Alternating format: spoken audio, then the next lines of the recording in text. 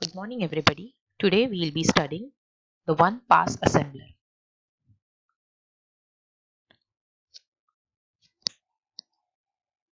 Now, in my previous video, I have already explained what is a two-pass assembler or the working of a two-pass assembler. Now, here, one-pass assembler works mainly for 8086 programming languages. Now, this is a sample assembly language code for 8086. If we see, we have the statement numbers over here, we have the sample program, and we have the offset over here. Usually the problem again remains the same of forward reference problem. If we can see, this variable count has been used before it is declared. It has been declared somewhere at statement number 50 but had been used in statement number 10, in statement number 30. Hence the problem remains same. So the task now will be how to remove forward reference problem with the help of a single pass.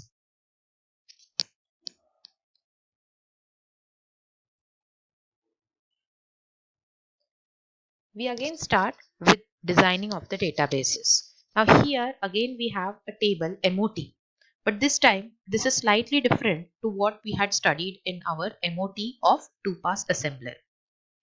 At that time we used to enter only the imperative statements inside the MOT, and the declarative and the assembler directive statements were to be entered inside the POT. Here, the mnemonic opcode table MOT will have a combination of imperative, assembler directive,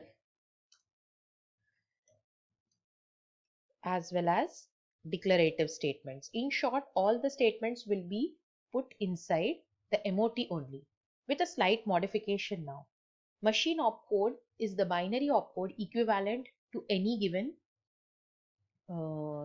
mnemonic. In that case, only imperative statements are going to have this binary machine opcodes, whereas the assembler directive and the declarative statements will not have these.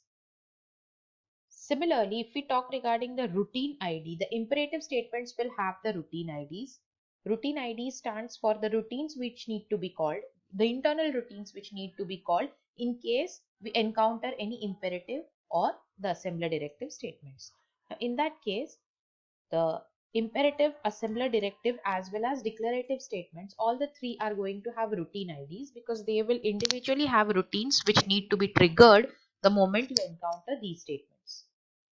Talking regarding format info, this format info is simply an information to let you know whether there is a single instruction format or multiple instruction format.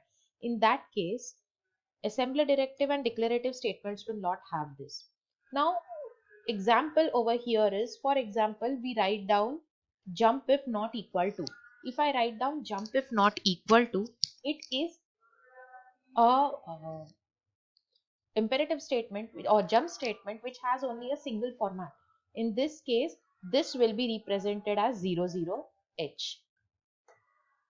But if I write a single jump XX, this means that if it is jump if not equal to, jump if equal to, or if I just write it in this way, jump if below or something like that. So there are different formats available for this. So at that time, this comes out to be FFH.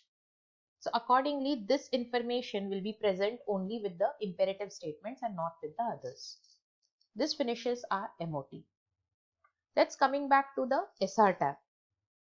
Now, this is the segment register table. Now, if we go back to our program, we need to see which are the segment registers available with us during our programming. Now, we have CS as the code segment and DS as the data segment. So, we have accordingly entered 1 and now here we need to know one thing. Okay, this is SR tab. Now, here I will be entering this as 2. And right now, these two things will be blank. ES and SS, because we have not yet encountered these things. So this becomes my current SR tab. Now, the moment I go forward, here I am saying assume ES data and DS nothing. At this time, data segment is ES and my DS is rendered to nil. At that time, my SR tab will be updated. The updation of the SR tab will be now CS will be 1 because that remains to be the code segment, but the data segment now becomes ES. And the previous entry, that is CS is 1 and DS is 2, this entry will be stored inside something known as SRT, that is stored segment register table. So the previous entry is maintained here.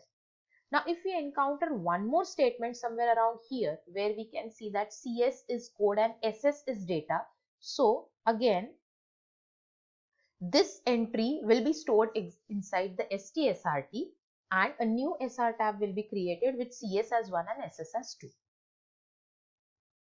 Now multiple entries of STSRT will be created accordingly and everything needs to be stored. Hence we always store it in this way. STSRT #1. This indicates the first variety. Then if I store the next variety, that becomes STSRT #2. So accordingly the entries into the STSRT table will be stored. The next table which we see is a very important table, that is the symbol table. Now inside the symbol table we have a different structure as compared to what we had seen in our 2-pass assembler. Just have a look at all the columns. First one is symbol. So any mnemonic which does not have a predefined meaning inside the system is called as a symbol. So we have code according to this program. We have code here, we have data and we have count. These are the three things which we don't have specific meaning. So we enter them inside the symbol table. Next column is indicating EQU. Now are these statements having something like count EQU 10? Is there any statement of this form in the code? If yes, we need to initialize the previous value over here. If no, we are directly going to substitute this as n. The third column is segment name. This is just indicating whether the symbol you have encountered is a segment name or no. So in this case, code and data, these are segment names, but count is not a segment name. Hence, this is going to be n, the other two as y. Type, this is reserved for future use. So we exactly don't use it in a 1-pass assembly. Here we specify what is the offset in segment. Now offset in segment, we need to go back to our program and check where is count defined. So when count is defined, the offset is 004. At that moment I enter here 004. I need to also specify which is going to be the owner segment over here. Now owner segment is the segment where the thing has been actually defined.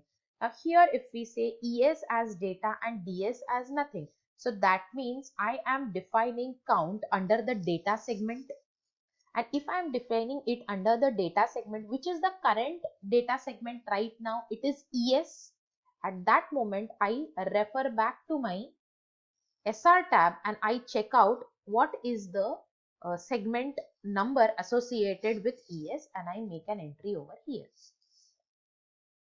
The next one is L. L stands for length. Length will always be 1 for any 8086 program. It is fixed, you can consider that. S is going to be size for count. If you just refer to the program back, we are returning it as DW, that is a data word in that kind, defined word, I'm sorry. So at that kind it is going to be taking 2 bytes into the memory. So for that reason we write here DW, that is 2 bytes. Source statement number, this is the simple source statement number which we take from here, that is where it has been actually defined in the memory. So you just take down the statement numbers accordingly. Now the next 3 columns are slightly important, which are actually serving you for the 1-pass assembler. The first one is pointer to the first FRT. FRT stands for forward reference table. Now let's go and check what is the structure of a forward reference table. Now this entry for count will be actually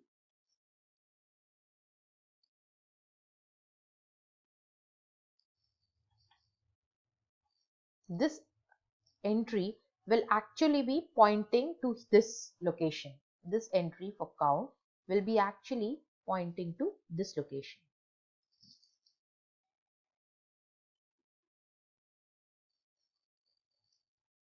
Now, what is the forward reference table? The first entry will give you the SR tab hash. So you are going to tell what is the first forward reference where you are encountering this issue.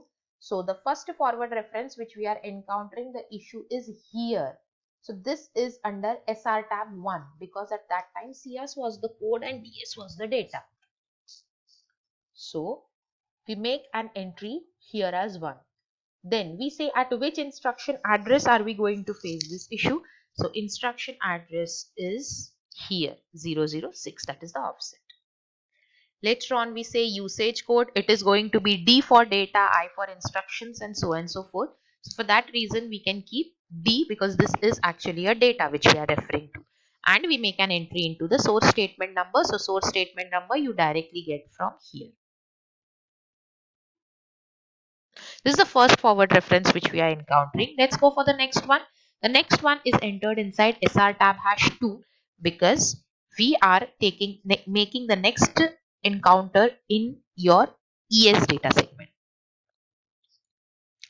Hence the instruction address is 16, it is D and the source statement number. So these are the two entries into the forward reference table. So you have this counter will be pointing to this location. And this current location will be pointing to this location. Moving forward, the next entry is the pointer to the first CRT. CRT stands for cross-reference table. So we also have one more table, that is cross-reference table, which is just used to verify at the end whether all the forward references have been handled by us successfully or no before the final assembly takes process.